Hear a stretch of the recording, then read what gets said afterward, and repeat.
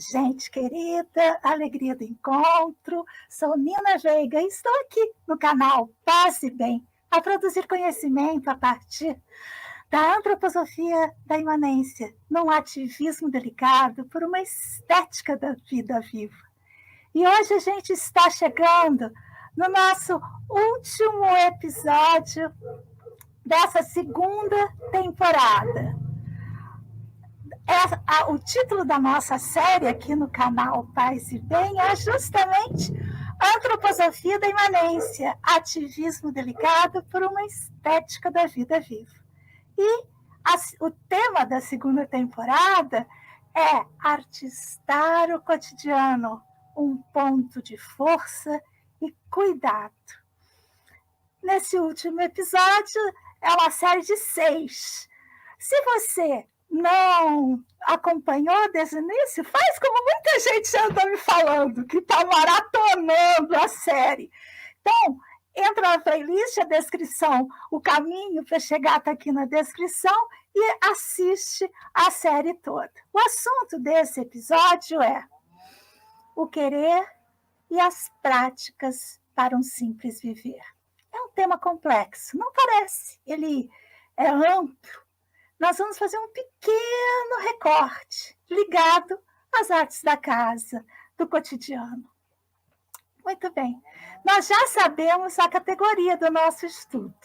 É um estudo trimembrado e a gente já passou pelo pensar, pelo sentir e agora o querer. Se nós pensarmos na fisiologia, na anatomia humana, o querer está relacionado ao sistema metabólico motor. No coração, desce o sentir. Na cabeça, luze o pensar. Nos membros, vigora o querer. Luzir que desce, tecer que vigora, vigorar que luze. Eis o ser humano. Isso quer dizer o quê? Quer dizer que a gente separa, né? Nós já sabemos disso também. A gente separa para facilitar o entendimento, mas que é tudo junto. O que temos de lembrar sempre? Primeiro, nós aqui no canal Paz e Bem fazemos parte de um recorte social específico. Qual recorte é esse? Pessoas com interesse em espiritualidade, letradas em sua grande maioria, de uma classe média baixa, média alta, média, mas de uma classe média que tem acesso a aplicativos e dados, como o YouTube. Muito bem. E a partir desse ponto que a gente fala. Isso quer dizer que a gente não acha que isso é a única coisa que existe, mas que a gente está aqui a partir de um modo, falando a partir de um lugar. Muito bem. Artistar a casa deve levar em conta o quê?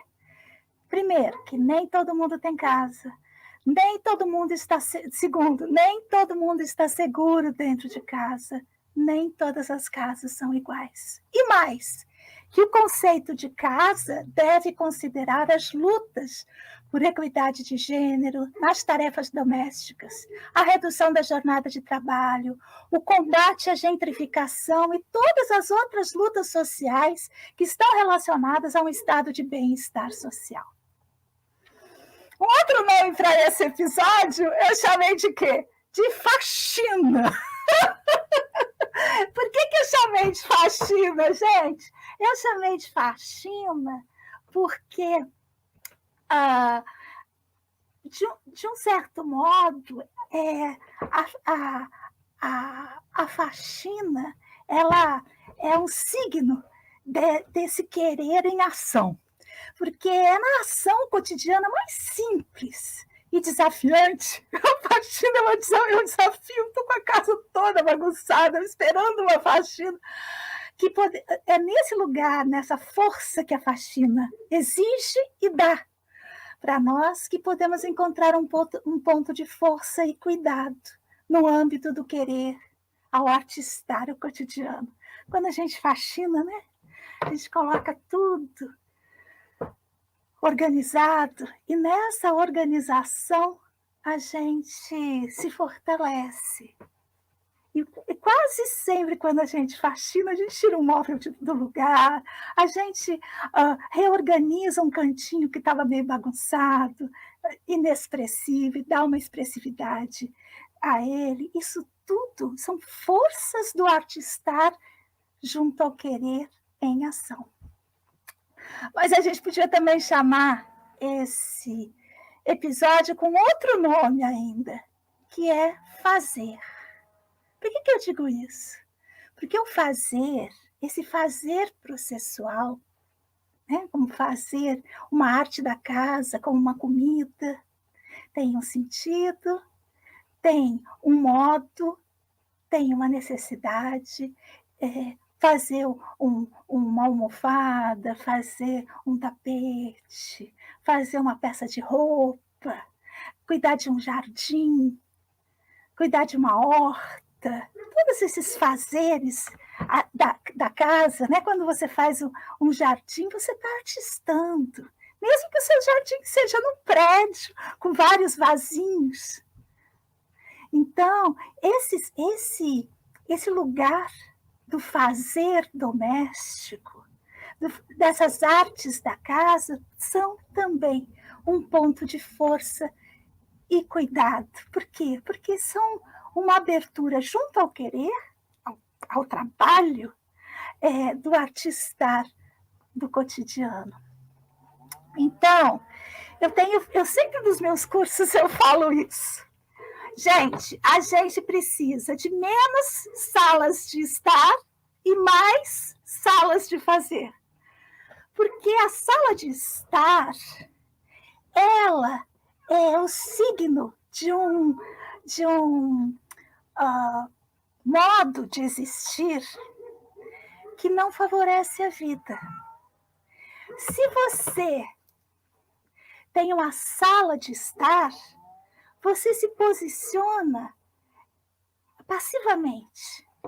Alguém, se você é muito rico, alguém te serve, ou você fica ali sem ação.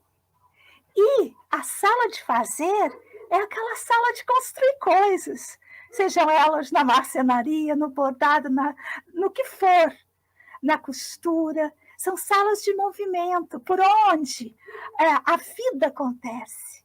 Então, como que são essas casas hoje? Primeiro, a gentrificação, eu gosto de falar sempre isso, para a gente não perder de vista a necessidade de luta social.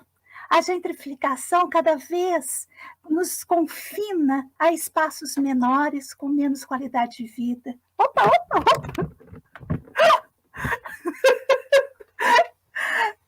Com menos qualidade de vida. Há espaços onde a gente tem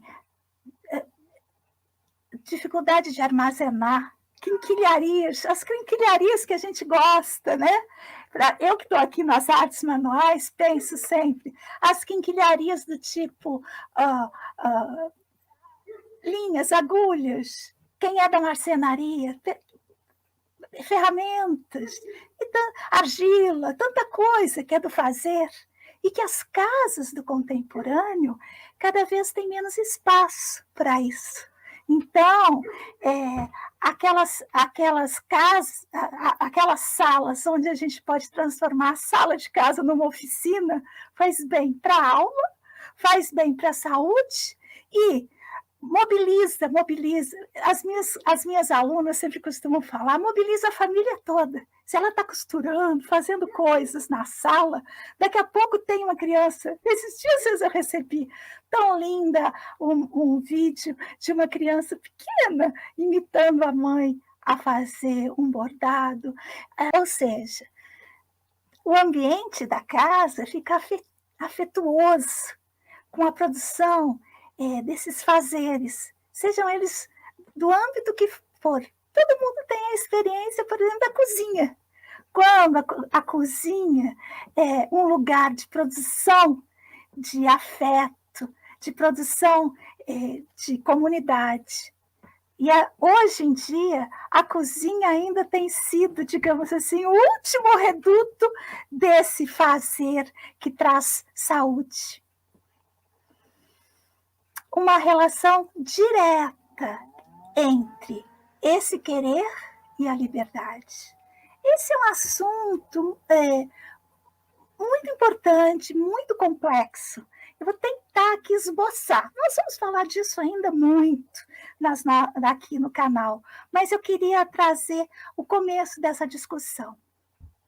Então, eu trouxe essa frase que está no nosso livro de referência, o livro completo está no nosso site, a entrada para o site está aqui na descrição. Então, essa citação do Rudolf Steiner, né, desse livro da Filosofia da Liberdade, pode ser aparentemente muito simples. O querer é livre, diz ele, mas é extremamente complexo. Toda a minha pesquisa em artes manuais, toda a minha pesquisa junto às artes da casa, elas subiu. Ela está em torno disso. Esse querer livre, ele não tem muito a ver com aquela ideia liberal do individualismo, do cada um faz o que quer por si mesmo, mas ela tem uma diferença sutil, que é uma liberdade que ela acontece na relação. Mas essa relação, essa composição, ela não é arbitrária. Você é livre, mas você não está solto no mundo, compreende? O seu querer é livre. Você pode tudo, mas não pode qualquer coisa. E é uma diferença tão sutil que às vezes passa batido. Então, esse querer é na relação. O que significa que é na relação? Que quando você exerce a sua liberdade, você exerce na relação com o mundo, e não solto, não arbitrário, não a partir de nada, só de uma vontade cega. Então, ela é colada no real, na necessidade, na ação.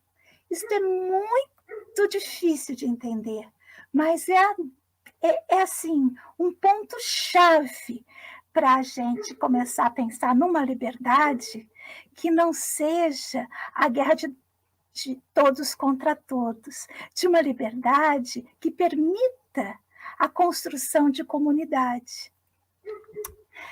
E aí diz Steiner aqui no GA4. Onde é que tá? Aqui. Então, ele diz assim, é de especial importância que a justificativa para chamar uma ação de livre seja dada, olha pelo quê, gente? Pela vivência. No querer se realiza uma intuição ideal.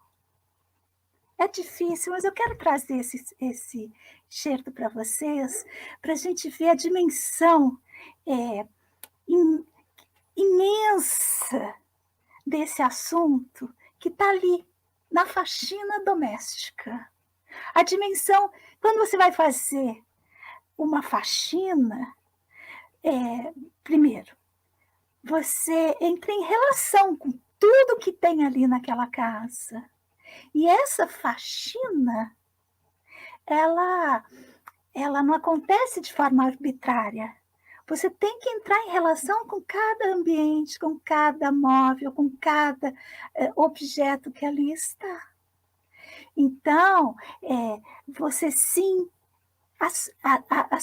você tem uma intuição ideal, você gostaria que a coisa fosse de uma determinada maneira. Mas essa idealidade, ela se coloca na relação com aquilo que se faz. Não é solto. Dá para entender? Tal vivência só pode ser resultado do quê? De observação. E é de fato, diz Steiner, à medida que o ser humano se observa como que, gente? Como partícipe de um processo cuja meta é alcançar a possibilidade de agir com base nas intuições ideais. Ou seja, está ali o mundo é comigo dentro, está aqui a gente colocando, como diz Nietzsche, o nosso desejo no desejo do mundo, que é a composição. Então, vamos passar para a relação entre liberdade e o pensar, e o sentir e o querer. Para Steiner, no querer, a liberdade ela é praticada. No sentir, ela é experimentada. E no pensar, ela é conhecida. Eu queria trazer também uma relação entre o pensar, o sentir e o querer e os tempos, para a gente ver como o querer, ele inclui nele e aí a gente é importante falar desse fazer, como o fazer, ele é arriscado. Por quê? Porque ele está no tempo futuro. Então, muito do que a gente faz no cotidiano, na nossa vida, é querer garantir que o futuro seja desse ou daquele jeito. Mas quando você vai para a ação, quando você vai fazer alguma coisa, por mais simples, uma comida, por mais simples que seja, há sempre o risco de não dar certo. Esse futuro arriscado é o alimento, digamos assim, do querer. E quando a gente transforma a nossa casa, nossa sala de estar numa sala de fazer, o elemento que a gente coloca ali dentro são os elementos dos devires, das possibilidades, que sempre incluem com elas o quê, gente? O risco, as incertezas. E exige quando a gente está em risco, quando a gente está em incerteza, o que exige de nós? Exige de nós o desenvolvimento da confiança. Poxa, é no querer que a confiança surge. Muito bem. No sentir, é o tempo presente, que tem a ver com o quê? Com o que a gente já trouxe também, com as sensações, com as percepções, com essas observações, com aquilo de estar conectado com aquilo que existe. E o pensar é só depois. O pensar, ele é passado. É depois que a coisa acontece que a gente toma atento dela.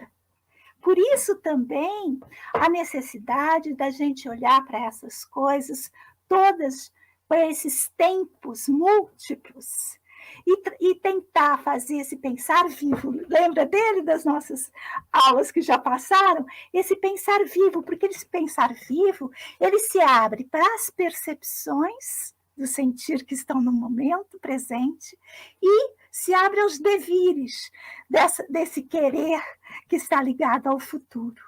Bem, é assunto que a gente ainda vai falar muito ainda. Vamos então para a organização do nosso estudo. Então, na organização do nosso estudo, nós temos aqui o site, que eu estou sempre atualizando, a descrição para entrar no ativismodelicado.art.br está aqui na descrição do vídeo. Lá você tem o acesso ao acervo e as referências do nosso programa. Todos os nossos programas estão lá, dá para maratonar de lá de dentro do site mesmo. Também as nossas referências bibliográficas e muitas outras que tem lá. E eu coloquei também as nossas redes. A gente tem 4 Instagrams, 3 sites, vários Facebook, eu coloquei aqui só 2, que o Facebook está meio desgastado, né? Então, a gente tem ainda um canal no YouTube com esse assunto da faxina. Então, tem muita coisa lá no canal do Nina Veiga Ateliê de Educação sobre a faxina. Está tudo aqui, você pode acessar a partir do nosso site. E se quiser falar direto comigo, eu agradeço quem tem falado comigo durante a semana, entre os encontros. Tem o meu WhatsApp, tem o Messenger, tem o e-mail, tem o Telegram. Por onde você me chamar, eu estou aqui. Sou facinho. Então, quero trazer agora um verso. Eu tinha até planejado outro, mas esse toda hora vinha. Eu queria lembrar daquele e esse vinha. Ele é um verso muito grande, talvez eu ainda converse, traga ele mais vezes aqui, mas ele é um verso muito grande, mas eu queria trazer um fragmento dele que tem a ver com essa questão do querer. Diz assim: não quero acreditar em algo só pelo medo de não acreditar. Não quero filosofar por medo que algo possa atingir-me de perto. Não quero dobrar-me só porque tenho medo de não ser amável. Não quero impor algo aos outros pelo medo de que possam impor algo a mim. Por medo de errar, não quero tornar-me inativo.